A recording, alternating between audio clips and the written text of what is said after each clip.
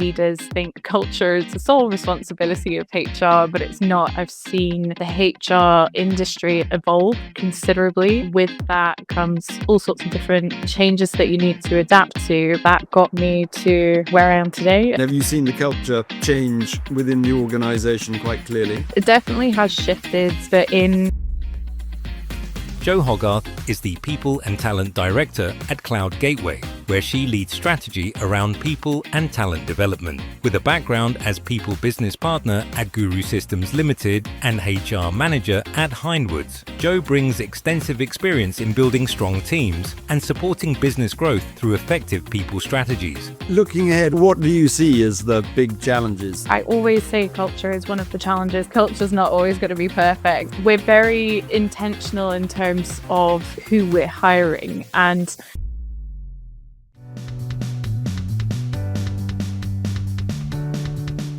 Hello, Jo. Welcome to The Power Between. hello, thanks very much for having me. I'm looking forward to this. Oh, it's great to have you on. Jo, you're People Talent Director at Cloud Gateway, which is a tech company that's sort of been through a scale up and all the issues that happen around that. So I'm really looking forward to exploring that with you. But as I always like to start, give us a little bit of a sense of how you came to that role and what the journey's been like. Yeah, of course. So my career kind of spans over almost 10 years, starting in the world of recruitment. It wasn't quite right for me. Turns out I'm not very good at the sales aspect of the recruitment role. So I quickly shifted into HR because I loved the people focus, worked at a property company, and then moved into tech. And I think over the years, I've seen the HR industry and just the work environment evolve considerably. And we now have several generations in our working world.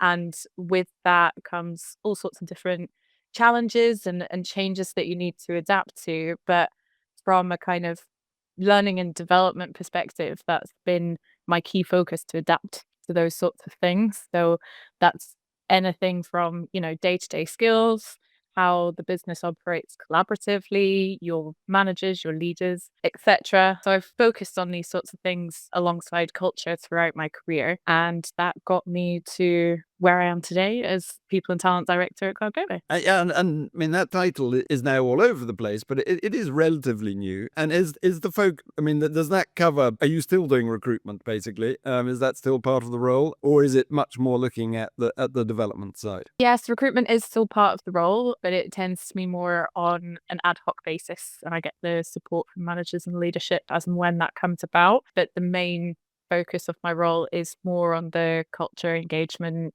and development side. And just sort of give us a bit of context around Cloud Gateway. So, I mean, it's a tech company, but it's expanded in terms of the number of people quite a bit, is it? Or what's Yeah, the history? absolutely. So when I joined the business at the end of 2023, I think we were about 29 people. We're now at 40, and we've scaled over the last 2 years to be able to deliver a go-to-market strategy as well as our technical roadmap. And to enable that, we had a new CEO come into the business to give that direction and just professionalize the company. It's that shift from kind of startup to scale up mentality, which can be quite challenging when you've had some great people working for the business for a long time. Change can be quite daunting, but I think we've managed it really well. And now kind of the next focus is how we can keep evolving our products on the network and security side and giving our customers the best service and maintaining that.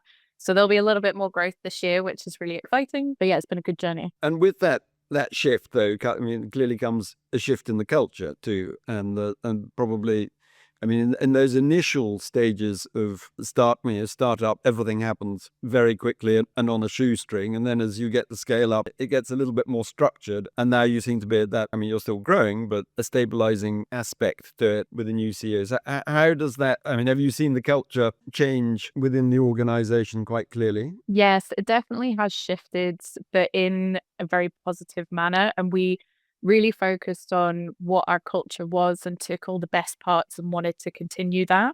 And one thing that we're very lucky with is that we haven't scaled to the point of being a 100, 200 people company, where things like that flatter structure across the business and collaboration can kind of dwindle in bigger businesses, but we're still at a size where we can maintain that. So collaboration, transparency, supporting one another, kind of everyone rolling up their sleeves and getting stuck in, but also making sure that everyone has equity, they've got a stake in the business, they feel a part of the journey that we're going on and they'll be rewarded for it. So all those things we've maintained in terms of culture, but naturally with change and professionalization, there comes processes. We do our best to introduce processes that make people's lives easier and make things quicker and more automated. But that journey can be tricky, it can be a bit frustrating, but it's just making sure that those open channels of communication and also the why, always giving the why behind what we're doing, and the journey we're on. Done very intentionally, I think, isn't it? I mean, it's easy to sort of feel the culture evolve around you, but in order to sort of be have more purpose around it, and that why it does require some action from senior leaders. Tell us a bit about how that, or what you do in your role to foster that and nurture that, and who else is part of that. Yeah, so I think there can be that common mistake quite often where employees or leaders think that culture is the sole responsibility of HR, but it's not. Everyone owns a bit of culture. And yes, we're kind of the project manager, you could say, of culture, but we are not solely responsible for it. And it needs to be demonstrated and led by our leaders as well, and owned by all employees across the business. So it's involvement not just at management and leadership level, but at every level in terms of culture. So we have a culture club, which used to be monthly with the same group of people, and we realized that got a bit stale. So it's now a quarterly lunch. We go out for a couple of hours, and it's a different random selection of employees each time. And we talk about what's going well, where the challenges are, what we need to address. So it makes everyone feel like they're contributing towards that culture. And there's that constant feedback loop, both up and down and across the business. So we regularly do an employee net promoter score every quarter as well, where people can give feedback, as well as our employment surveys and ad hoc kind of surveys and questions and polls that go out to the business just to understand where there might be risks in terms of our culture so we can keep addressing it. And it's not just thanks for your feedback. You have to make sure you're saying, okay, this is the feedback you gave. We'll be fully transparent about it, even the things that aren't going very well, but this is what we're going to do about it. And your help would be much appreciated. So I think that just helps keep the positive culture evolving and making sure that you're addressing those parts that aren't going so well and being very open and honest about it, because we're not all perfect. Culture's not always going to be perfect, and it has its bumps, but yeah, making sure that we're addressing those and working But do you collaboratively. think people? I mean, that sort of the lunch culture club is a great idea. Are people sort of willing? Are they open to it, sort of naturally? And or put another way, are there some people who just don't think it's worth a while? I mean, is everyone signed up to it? I guess that kind of comes back to our recruitment process. So we're very intentional in terms of who we're hiring, and there's more to what people can bring to a business than just their skills and expertise. It's also their culture and who they are as a person and their values and their ethics. And does that align to the business? Are they going to work well in our team? And it's not about hiring the same person and the same personalities, but it's making sure that they have the right intentions. So at the recruitment stage, we have a culture interview, which is just two random employees across the business or members of the leadership team that sit down with a candidate at the final stage.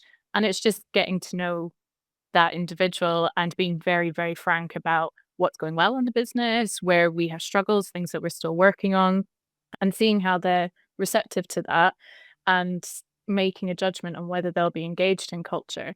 So luckily, we now have a team that everyone is engaged in culture. I can't say it's always been like that, but I think we certainly are at that stage now. And it's often when we do feedback surveys and loops, the positive feedback is that engagement in culture making sure we're talking about it, involving everyone, and the communication aspects. So yeah, I think we're lucky with the group that we have, that they are all engaged in it. Well, it's not luck though, is it? Because Yeah, true. you put the effort into doing it. But I mean, I think the way these things work is that you achieve a critical mass, and once there's enough people who are promoting the kind of culture you want, then it snowballs from there, doesn't it? I mean, people come along with it, but you need to be intentional. I think that's what you've made clear, is you do need to have clear intent to do that in the first place.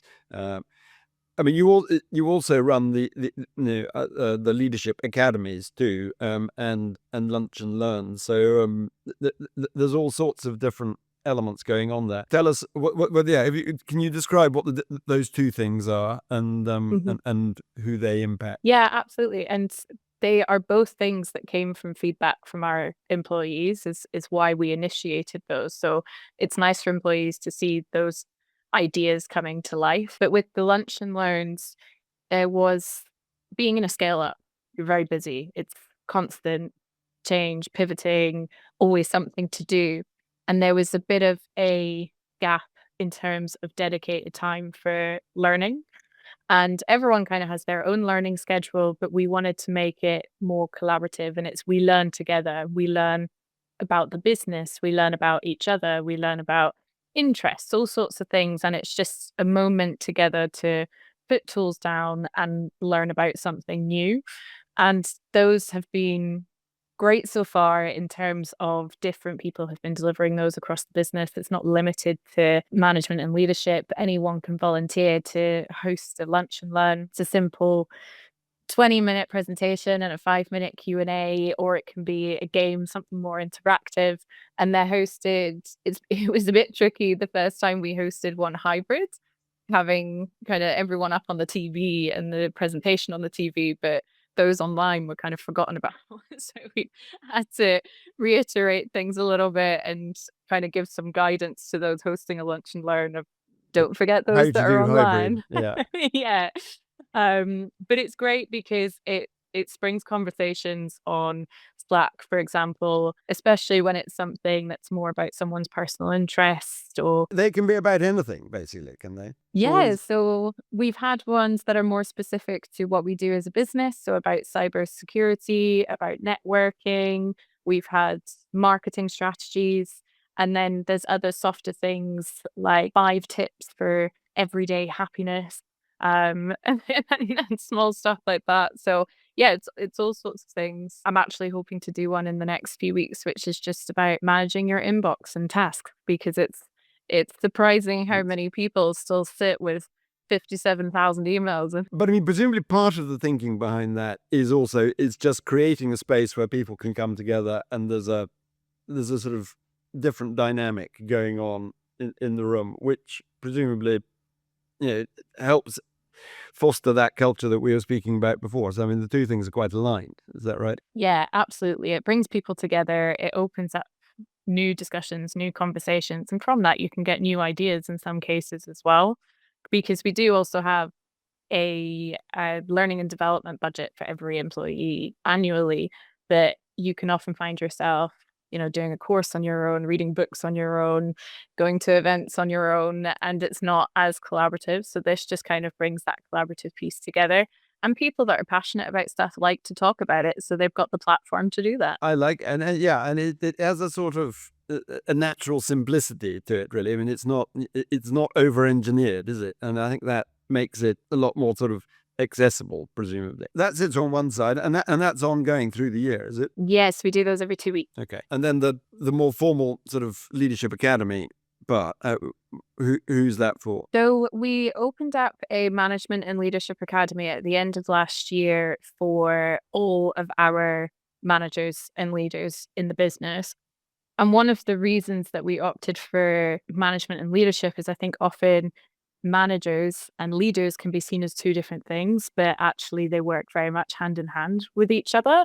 And I think you can't be a great manager without leadership skills. You can't be a great leader without management skills. Plus, with the different generations and the drastic change in the work environment over the last 10 years, especially since COVID, for example. It's bringing people together from those different generations who have experienced different work environments and having more of a coaching approach to learning as opposed to here's a slide deck and I'm going to teach you these theories and methodologies because it's not always easy with a theory and a methodology alone. So opening that up to our managers and leaders and bringing them together hand in hand, it meant that there were so many shared experiences in that academy. And we did a combination of online and in person. And we really tailored it to our business needs. So culture is very, very important for us.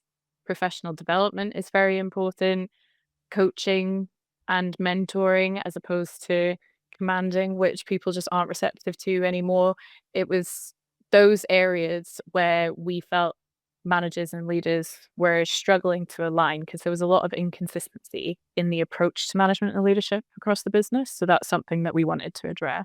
So who's delivering that then? I mean, is that all, again, done in-house, or are you bringing in external people to? We had a third party called 10X who delivered that for us. And Josh, he's the founder. We were very lucky to have him delivering the training. And he was the reason he started the business was he was passionate about it. A lot of people get thrown into a management role without any kind of training or support or expertise. He was very passionate about it, which really fed through into all those training sessions. And what I liked about it was the coaching approach. So it was about bringing everyone together to learn together and learn from each other. So they described themselves as facilitators as opposed to teachers because it was facilitating the right conversations to enable people to learn.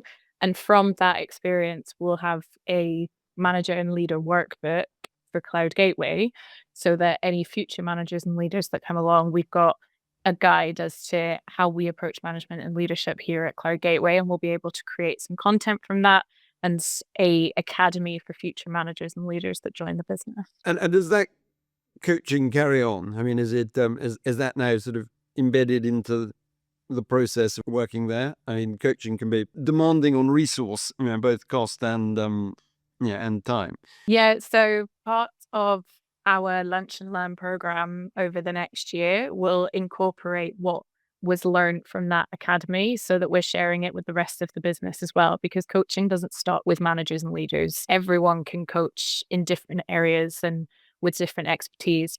But I think, as you say, with the time consuming side of things, it's important to pick your moments of when you need to be a coach and when you just need to tell someone how to do something. So that in itself is something that we need to teach across the business. And we have a learning management system that any content that we create or deliver in our Lunch and Learns or elsewhere, it's all available for future employees so that they can see how we work and how we add value and learning opportunities. And but I mean, when we spoke earlier, obviously there's focus on culture, but also around that sort of psychological safety being created within the organization so that people feel that they can,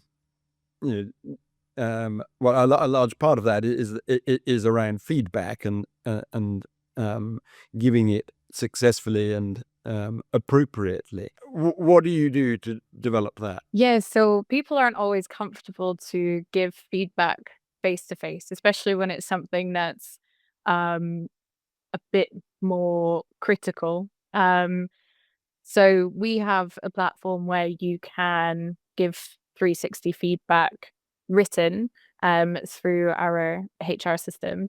So you can request feedback and it can be on something specific, whether it was a project or just generally how you're working, how you're perceived across the rest of the business. And you can select who that feedback comes from. It can be anonymous if you don't feel totally comfortable, but we discourage that because we all learn from any feedback and it's really, really important to be open and transparent about it. So we encourage it at every level, peer to peer. And it's equipping people to be comfortable giving constructive feedback and how to deliver it is very, very important. Making sure that there's that context and there's a bit of a why in there as well. It's like it always makes you laugh when you see the examples. The terrible feedback is you're annoying. What are you meant to do with that? Like, why am I annoying? So yeah, it's the context with it and a proposed outcome of how you can change to not be annoying to a colleague, for example. But yeah, we did do a lunch and learn actually on 360 feedback and how to give it, how to receive it, what to do with the feedback that you receive, which is just as important because some people can take offense or be very dismissive, but all feedback's valid and should be digested, reviewed, thought about, and an action plan somewhat set out. I mean, giving that feedback, it can be tricky. So, I mean, if people are wanting support with that, does that come from you? I mean, who's the go-to person in the organization if you have feedback requested from you and you sort of feel nervous about it? Yeah, so it's a combination of myself or managers. I always, I was going to say we, but I always encourage people to speak to their manager first. Otherwise, I can end up managing the whole business.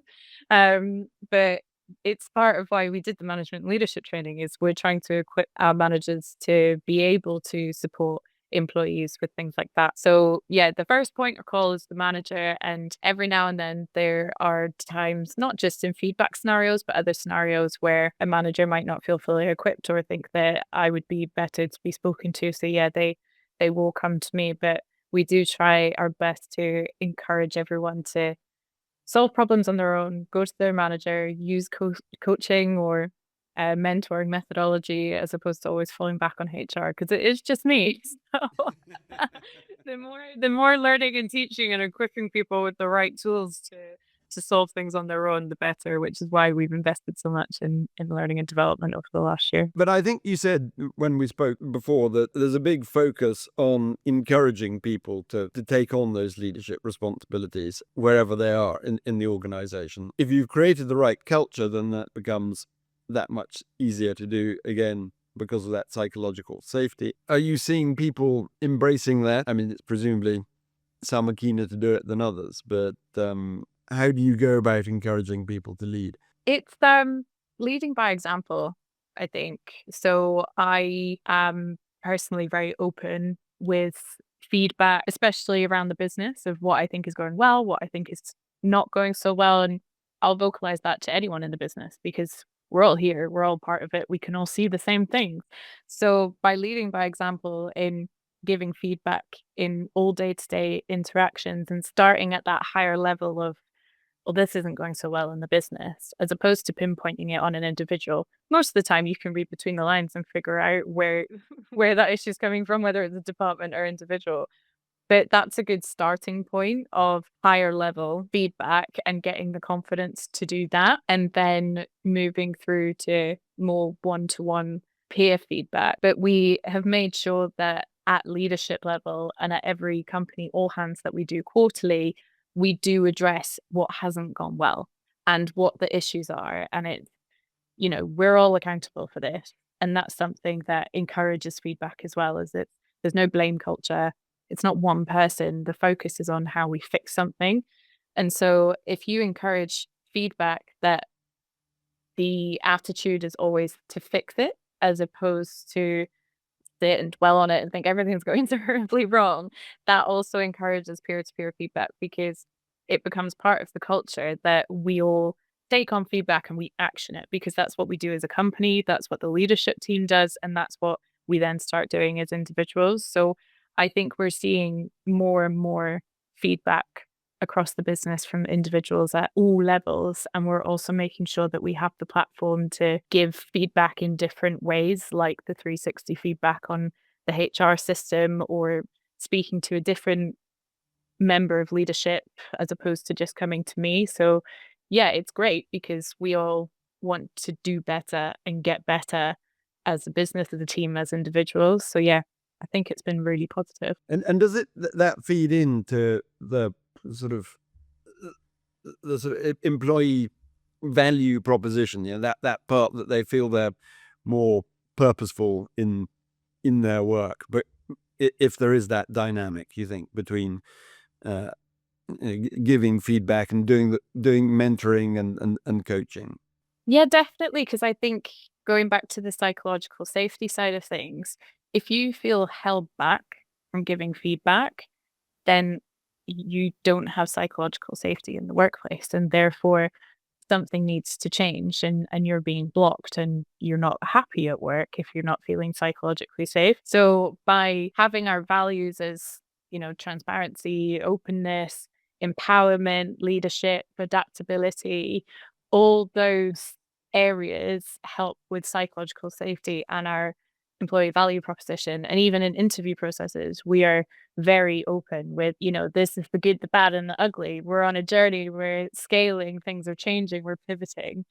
And so you carry it all the way through the employee life cycle, which is is key to maintain psychological safety at every aspect and attract talent, retain talent. I think it definitely has positive benefits in that sense. I mean, in an organization of 40 people, I mean, there's not, you all know each other. I mean, it has that it's a sort of ideal size. I was speaking to someone, one of the earlier episodes, described it as the sort of sweet spot size, really big enough to have that momentum and diversity, but you all still have an idea of pretty much what everyone in the organization is doing or does. But so that changes the leadership role, I think, quite a bit, doesn't it? Because you've got that line of sight with your colleagues. But do you think as you grow, is that an issue that becomes more problematic, that when you stop being able to know exactly what's going on in all the other different parts of the business, and is that something that you're sort of planning ahead for? Yeah, I think one of the biggest challenges there is when you're a company of 40, all your leaders are also doers. So the biggest challenge as you get bigger and you need your leaders to be leaders and not doers is letting go of the Absolutely. responsibilities and the work that they need to do day to day and enabling others to do it. And it can be so difficult to do because I think it can be a psychological thing where you just think, well, it's easier to do it myself. And, oh, they don't know how to do it, and I don't want to put that pressure on them, so I'll do it. Or it's in my head, I have time to do it, I'll do it now. Those sorts of things that then mean that you hold on to all that work and don't delegate. So I think our biggest challenge will be delegation, and it's something we're really trying to push already because I think we do have leaders that are guilty of that. They're doing too much and could delegate more to their teams. How we keep an eye on that is going to be difficult, but I think it's through performance, not management. I don't like to use the term management. I think it's performance advancement is what can we do in terms of mapping out workloads and using our OKR framework to enable managers and leaders to be able to confidently do that and track it. So I think the OKR system is very important for that. Sorry, the OKR being Objectives and key results. okay So results, right? yeah, everyone has quarterly objectives. Right now, we still have leaders that have very hands-on objectives and key results, and it's making sure that they're stemming down into the team. So yeah, it's going to be tricky to encourage and equip managers and leaders to be able to let go of work more. Yeah, giving them the tools to do it is important. Yeah, and we know that people who have technical expertise may be very happy doing that, then the technical part, and not wanting the leadership part. And is there clarity, do you think, around the fact some people shouldn't be taking on those people management roles, certainly as heavily, because that's not where their focus is, it's not their skill set? Yeah, I mean, we've had examples of it over the last 2 years in terms of people moving into a manager role thinking, "Oh, this is great for my development and my progression." And then in hindsight, they're like, "I don't like this. I'm not very good at this. I don't want this. I just want to continue on the hands-on stuff," which is absolutely fine because I think it's an old myth of you can only progress in your career if you move into management, but that's not the case. You can technically evolve in your role as well. So we started a competency matrix that gave paths for both management roles and non-management roles. But we're also very transparent that as the company evolves, we might not be able to facilitate a non-manager role, um, or just a technical role. But as long as we're transparent about that and we're setting people up for the next step in their career, whether it's with us or elsewhere, obviously you don't like to lose people, but you need both parties to be happy and needs fulfilled. I mean, there's a lot of chat around these days about people, certainly younger generations, not wanting to take on that role, and that becoming a manager is, whereas perhaps 30, 40 years ago, it was seen as the only way to progress in an organization. So then people did it. But now, because there are alternatives, there are fewer people doing it. Are you or fewer people sort of actively chasing it? Is it an issue trying to find people who want to take on these roles? I think so far we haven't had that as a blocker. I would say it's finding the balance our size of the manager and the doer. So when we're looking for someone who wants to come in and excited to manage a big team, well, we also need you to do some hands-on stuff. And when did you last do some hands-on stuff? Oh, you haven't for the last 5 or 6 years. How can we help upskill you? They just don't want to do that. So I think it's finding the balance of the two, which is tricky. So it's, what are we willing to sacrifice, or how can we adjust the role so it is just a management role, and perhaps the doer technical expertise come in somewhere else. But with budgets, etc., as well, and balancing all these things, it can be tricky. But I would say I haven't faced the issue of non-managers just yet. I'll probably be eating my own words next week Yeah, I when know. I'm we sorry. start I'm overall. setting up a sort of dreadful curse for you there.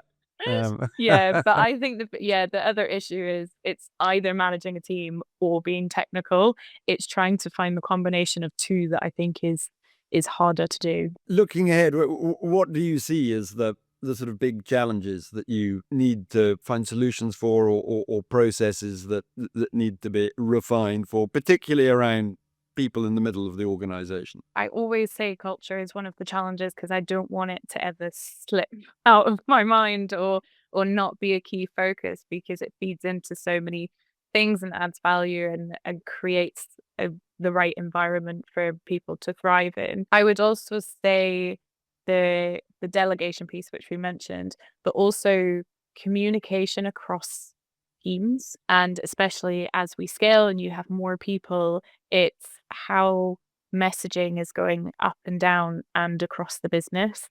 And are people in the right conversations? Are we telling employees about the right things? Are we being transparent, trying to avoid Chinese whispers, even if it's not intentional?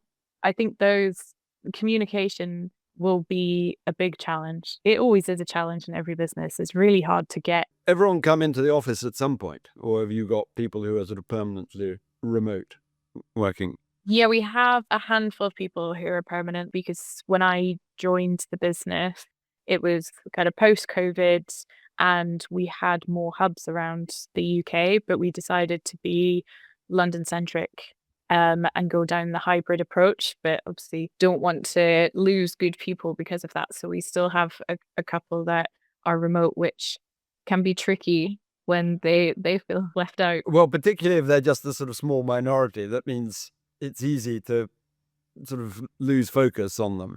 Yeah. I suppose, if the majority of people are being communicated face to face in the office, then you sort of feel the job's done when perhaps it hasn't been. But with those individuals, we encourage monthly kind of lunches and get-togethers with their immediate teams. And then as an organization, we do company all hands that are in person in London, and we pay for them to come down for that and stay the night once a Okay. quarter. So yeah, we still do our best to facilitate, but appreciate when you're coming down from the north of But England to I mean London, you that's can't do it investing too in the frequent. culture, though, isn't it? Yeah, So yeah, absolutely. Jo, thank you so much. It's great to be able to lift the bonnet on various different organizations and see how people are dealing with these issues. Every organization has these challenges, and I think it's by being able to share them and that we get other ideas